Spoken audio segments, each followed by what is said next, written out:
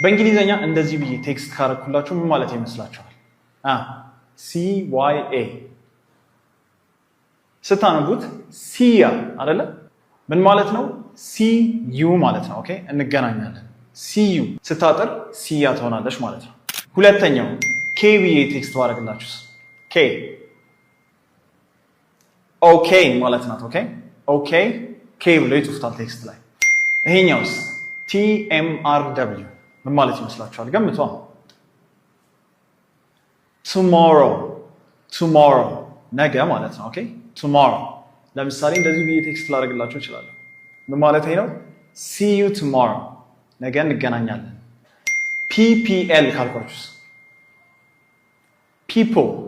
people ሰዎች ማለት ነው። ኦኬ people NGL ካልኳችሁ ደግሞ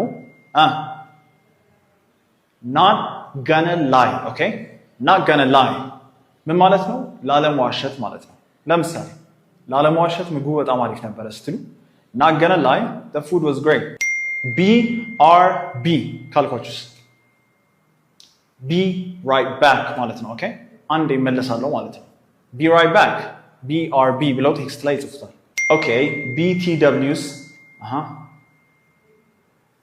by the way በነገራችን ላይ ማለት ነው።